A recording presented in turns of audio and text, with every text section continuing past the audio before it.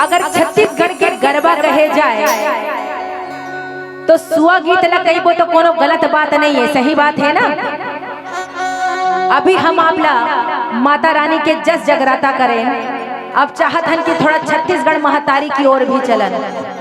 तो छत्तीसगढ़ माता रानी जो है वो अतका समृद्ध है वह, हमार लोक संस्कृति लोक परंपरा इतना समृद्ध है भैया कि हमारा दूसर देश में जाए के जरूरत नहीं है, हम वो छत्तीसगढ़ में रहते हैं।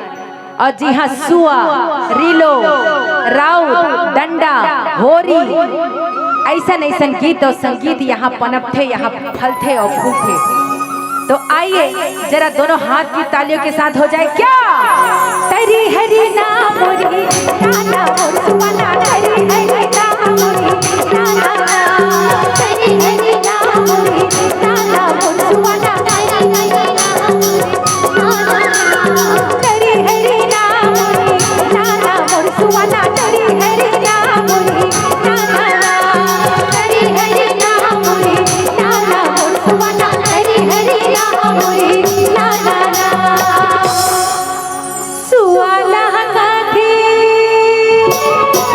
हो, सुवाला गाथी डारमा पागारी भी सुवाला गाथी, सुवाला गाथी डारमा पागारी भी सुवाला गाथी, सुवाला गाथी डारमा पागारी भी सुवाला गाथी।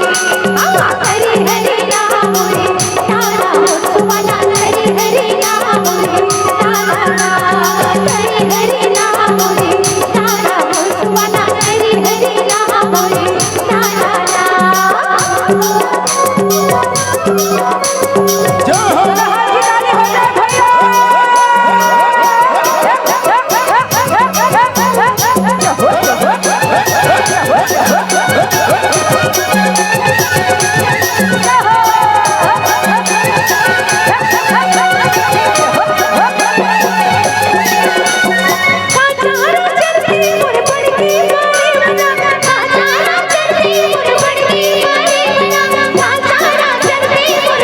नाम मोरी नाना,